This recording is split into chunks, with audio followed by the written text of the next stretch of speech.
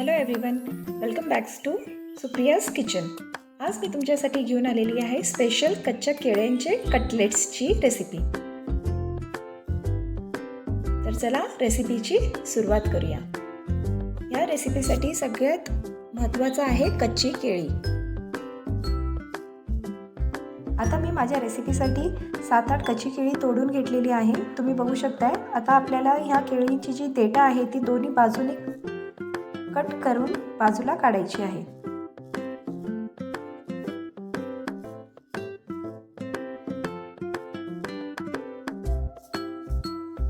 एक एक करून मी सगळ्या जी केळी आहेत त्यांची देठ कट केली आहे. आता ह्या कच्च्या केळींना चांगल्या प्रकारे आपल्याला धुवून घ्यायचं आहे. आणि आता पाणी गळल्यानंतर आपल्याला हे कुकरमध्ये घ्यायचं आहे.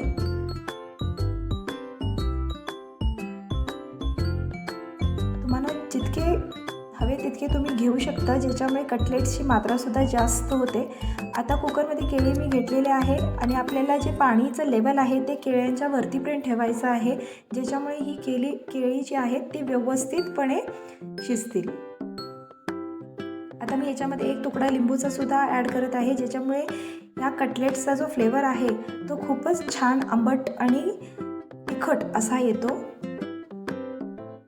तर चला आता आपण याला शिजायसाठी ठेवूया. आपल्याला फक्त एकच शिटी काढायची आहे, ज्याच्यामध्ये हे छानपैकी शिजून येईल. आता तोपर्यंत आपण इतर तयारी करूया. इथं मी 2 मोठे कांदे घेतलेले आहेत. ते कांदे खूपच बारीक फाईन आपल्याला चिरायचं आहे.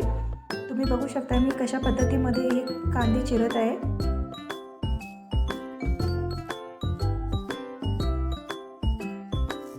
आता इथं मी 7-8 मिरच्या सुद्धा घेतलेले. ते मिरच्या सुद्धा एकदम बारीक चिरून घ्यायचं आहे. बारीक चिरल्यामुळे हे खाताना मधी लागत नाही. आता इथं 1 वाटी कोथिंबीर सुद्धा आपल्याला बारीक चिरलेली घ्यायची आहे. आता मी इथं 4 गाजर घेतलेले आहे मध्यम साईजचे. हे गाजर सुद्धा आपल्याला किसून घ्यायचं आहे.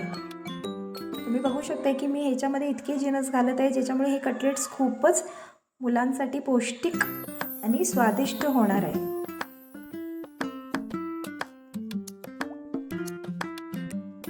तर चला आपले जे इन्ग्रेडियंट्स आहेत ते तयार झालेले आहेत. आता आपण सुका मसाला तयार करूया. त्याच्यासाठी आपल्याला बडीशोप, धने आणि जिरा पूड लागणार आहे. सगळ्यात आधी मी इथं 1 मोठा चमचा बडीशोप घेतलेला आहे. तो छानपैकी आपल्याला तव्यावरती भाजून घ्यायचा आहे आणि त्याची पावडर करायची आहे. सेम ह्याच प्रकारे आपल्याला धने पावडर आणि जिरा पावडर सुद्धा लागणार आहे. आता इथं केळी जी शिजलेली आहेत मी त्यांना सोलून आता स्मॅशरच्या मदतीने एकदम बारीक करत आहे. तुम्ही बघू शकताय मी कशा प्रकारे याला बारीक करत आहे. मी इथं 1 मोठी वाटी बेसनचं पीठ सुद्धा घेतले आहे, ज्याच्यामुळे कटलेट्स करताना त्याला खूप छान आकारसुद्धा देता येतो. आता इथं मी केलेला जो सुका मसाला आहे, बडीशोप, धने आणि जिरे हे 1 चम्मच पावडर घातलेला आहे. आलं लसूणचं पेस्ट घातलेलं आहे. हळद अर्धा चमचा घातलेला आहे. तिखट 1 मोठा चमचा घातलेला आहे. तिखट तुम्ही तुमच्या गरजेनुसार घेऊ शकता. मीठ सुद्धा मी इथं अर्धा चमचा घातलेला आहे. आणि जे बारीक चिरलेले जे इन्ग्रेडियंट्स आहेत ते सुद्धा मी याच्यामध्ये ॲड केलेलं आहे. आता इथं मी 1 चमचा गरम मसाला सुद्धा घेत आहे.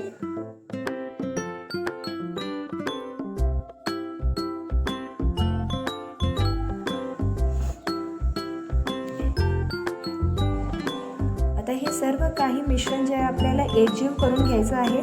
सुरुवातीला मी स्मॅशरच्या मदतीने हे सर्व काही एकत्र करत आहे, पण स्मॅशरमुळे व्यवस्थित हे एकजीव होत नाही. त्याच्यासाठी आपल्याला आपल्या हाताचाच उपयोग करायला लागतो.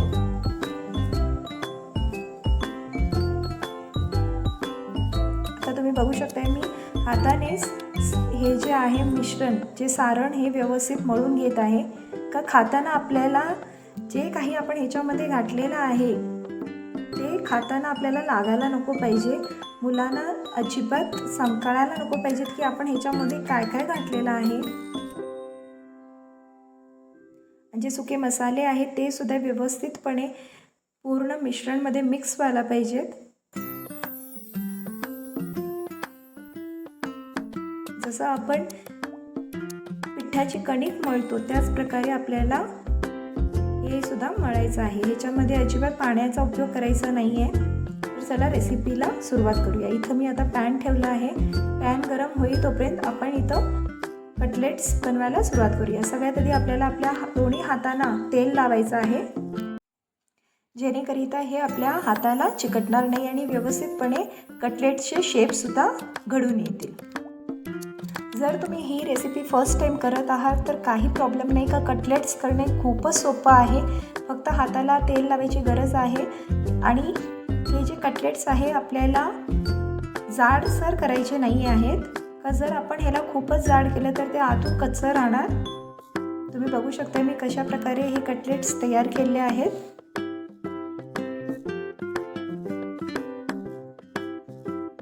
आता पॅन गरम झालं आहे. पॅनमध्ये मी तेल घालणार आहे.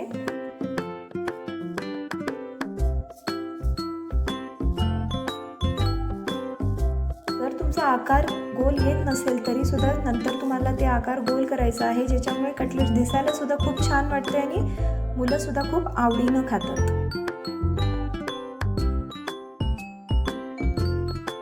इथं मी 4 कटलेट्स तयार केले आहेत. आता हे आपण फ्राय करून घेऊया.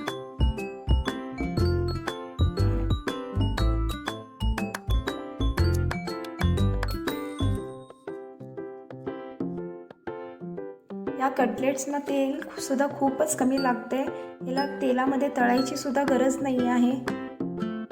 तुम्ही बघू शकता मी खूपच कमी तेल घेतलेलं आहे आणि त्याच तेलामध्ये आपल्याला ह्याला दोन्ही बाजूनी मंद आचेवरतीच भाजून घ्यायचे. जर तुम्ही गॅसचा फ्लेम मोठं करत असाल तर हे आतून कच्चं राहील आणि दोन्ही बाजूनी जे कटलेट्स आहेत ते जळून जातील आणि ह्याच्यामधला जो क्रंची आणि क्रिस्पीपणा आहे तो अजिबात येणार नाही. तुम्ही बघू शकताय की कटलेट्सचा कलरसुद्धा खूपच छान आलेला आहे आणि ते क्रंची आणि क्रिस्पीसुद्धा झालेले आहेत. मला कमेंटमध्ये नक्की कळवा की हे कटलेट्स कसे झाले आहेत आणि मुलांना आवडले की नाही. अशाच नवीन रेसिपींसाठी लाईक, शेअर आणि सबस्क्राईब करायला विसरू नका. थँक्यू.